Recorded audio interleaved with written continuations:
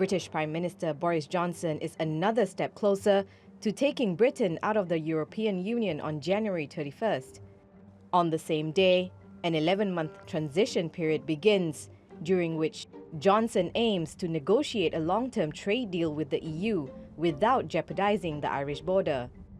I cannot see any circumstances whatever in which there would be any need for checks on goods going from Northern Ireland to GB. The only circumstances in which you could imagine the need for checks coming from GB to NI, as I've explained before, to Northern Ireland, is if those goods were going on into Ireland and we had not secured, which I hope and I'm confident we will, a zero tariff, zero quota agreement with our friends and partners in the EU.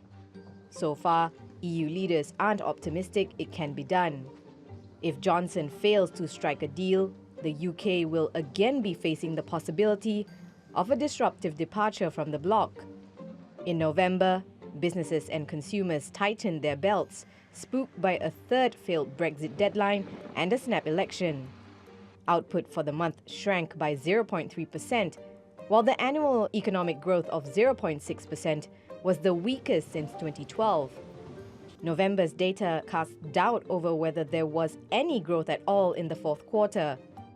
The retail sector saw its gloomiest holiday season on record. Brexit uncertainty and the shift to online shopping has forced the UK's most best-known brands to shut down stores and cut thousands of jobs.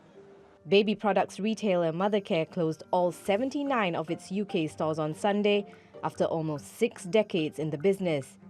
Department store Debenhams also began closing 19 of its stores, while rival Bealls announced it could collapse into administration. Analysts say the recent economic indicators will give policymakers more push to cut rates when the Bank of England meets on January the 30th. But even with further stimulus, businesses are bracing for a tough start to the new year and more uncertainty in the months ahead. Laila Humaira, TRT World. Well, for more on this, let's speak to Daniel Lacaille in London. He's chief economist at wealth management and financial planning firm Tressis. He's also a professor of global economy. Welcome back to Money Talks, Daniel. Let's start with the latest disappointing GDP figures out of the UK. It shows that the economy barely grew last quarter, rising just to 0.1%. In fact, it shrank in November by 0.3%. What's behind this lackluster performance, do you think? I think that there are two main reasons. The first one being obviously the uncertainty about the snap elections. It was quite important for many businesses to get at least some clarity about what type of government and whether it was going to be a strong government would come out of those elections. And obviously that generated the level of uncertainty that makes businesses decide to at least freeze their hiring and investment decisions. I think that the other factor was that we had seen also a very aggressive campaign coming from Labour, in which they were mentioning very aggressive and very radical measures that could be implemented, from nationalization of some industries, etc., which also caused quite a little bit of concern. So I think that those two elements, all of them related to the process of Brexit, plus the type of Brexit that would come, have been essential in this sort of slowdown that we saw in November.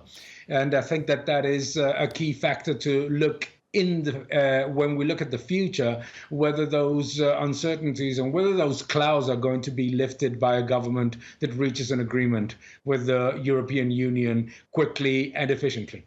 Let's look at Brexit, because Boris Johnson's Brexit bill is almost certainly likely to become law. It's being looked at in the House of Commons, in the House of Lords rather, after passing the House of Commons.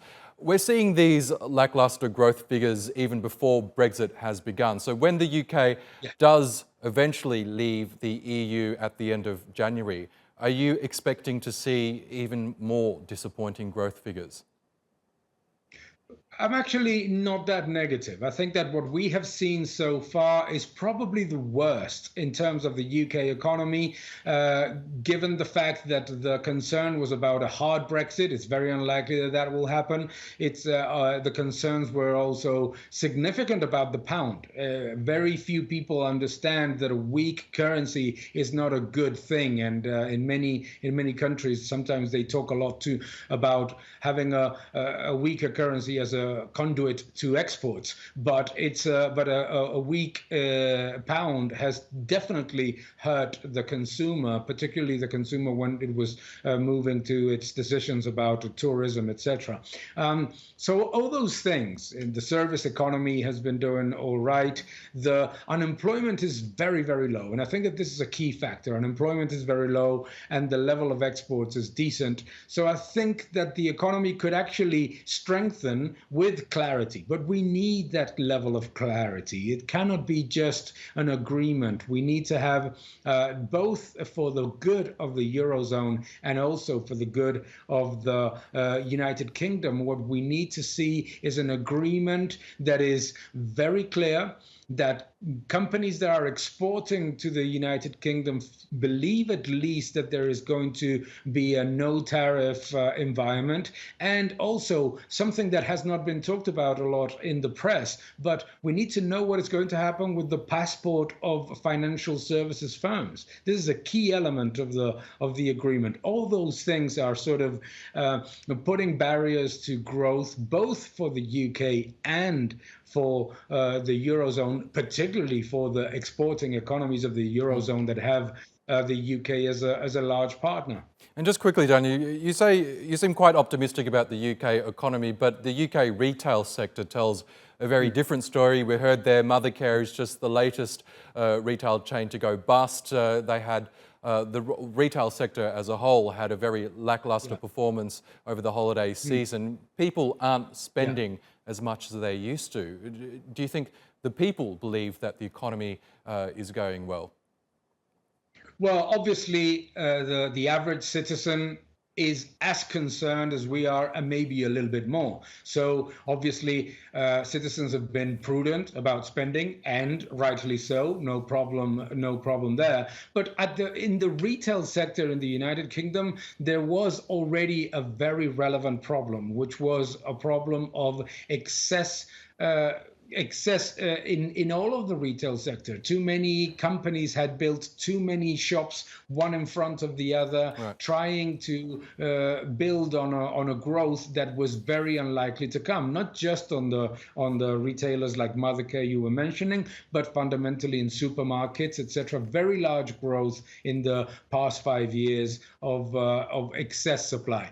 In any case, what I agree is that it is very difficult for the consumer to go back to shopping aggressively in an environment in which there is not a strong clarity about the situation with the Eurozone, with the European Union, sorry. Therefore, it is extremely important here, and I think it's extremely important both for the UK economy and for the European Union one, to reach a swift and clear agreement, a simple one as well. Daniel Lacalle, we'll have to leave it there, but thank you for your thoughts as always.